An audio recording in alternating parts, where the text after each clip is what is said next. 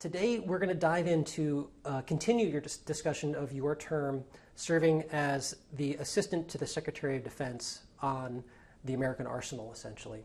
And in specifics, we're going to talk about one of the many things in your portfolio, a massive project, which was the Cooperative Threat Reduction Program, or the CTR. Can you tell me a little bit about what this program accomplished and some of the things that happened through the Cooperative Threat Reduction Program? I'm happy to, and it is, as you said, truly amazing. I'll just list some of the items we did. We removed missiles from silos in Kazakhstan, Belarus, and most importantly, Ukraine. These are strategic missiles, usually the SS-18, which could carry 18 or 19 warheads on one missile, independently targeted. That means one missile could have destroyed 18 American cities if launched and fired. There's a great sense of accomplishment. You can picture the plains, the steppes of Ukraine. Wind gets pretty high, 20, 30 knots, yet our engineers, their engineers, were able to pull those missiles very gently out of the silo and then put them on large transports and take them to our dismantling centers, which we built. In the dismantling center, probably the most vivid memory I have is taking the SS-18 engine, which is a big, powerful rocket, liquid fuel engine, and compressing it to where it was about a foot cubed. There's a great picture of the colonel in charge and myself, each with a foot on this block of compressed metal.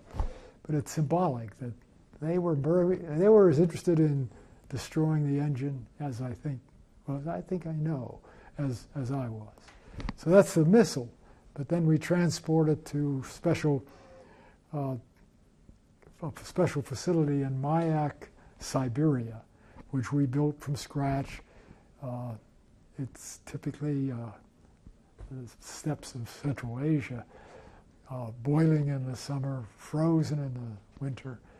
But our contractors got in, working with their firms, and we built a facility to store every one of those warheads that we'd just taken out of, say, Ukraine.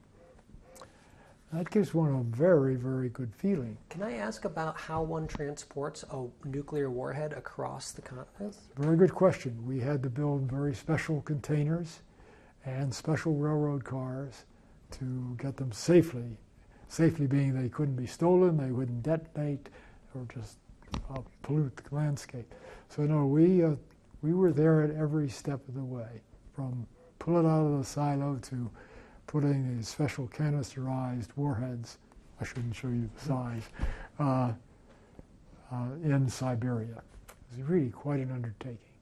Then we would convert those missile fields from which we took the missiles to farmland, and we grew sunflowers. That's a cash crop in Ukraine, and in return, we also destroyed some of our missiles in Missouri, blew up the silo, and planted corn, not sunflowers. I'm curious about the choice on sunflowers, and the reason the curiosity strikes me is that I remember when Japan, Fukushima triple crisis occurred, that in the wake of the earthquake and the tsunami, and especially the fission release that was the nuclear radioactivity release there, that when fleeing Fukushima, sunflower seeds were spread. And part of the reason my understanding was that they have some sort of capability to absorb some of the radioactive content in their seeds or in their plant somehow, that they can leach it through the soil somehow. You're beyond my knowledge, but I would be leery of eating sunflower seeds that preferentially take up radioactive iodine, say. So I just don't know, but it certainly made good publicity. I'll come back to that later. This is the glitzy part. All the big shots, myself included, were surrounding the silo. Sam Nunn was there, Richard Lugar, President of Ukraine, General McTuke, who was in charge. But in fact, there's other projects that I'll talk about that I think have had an even more long-lasting effect than that one. It is a striking image to think of the steppes of Ukraine where these incredibly destructive nuclear weapon missile silos are converted into a field of beautiful sunflowers. Yeah, it warms the cockles of one's heart. To continue, I want to come back to the nuclear weapons. I want to make it clear that we were responsible for strategic weapons, and that was part of the START Treaty. But of course, the START Treaty doesn't say anything about battlefield nuclear weapons, tactical nuclear weapons, which are very much in the news these days.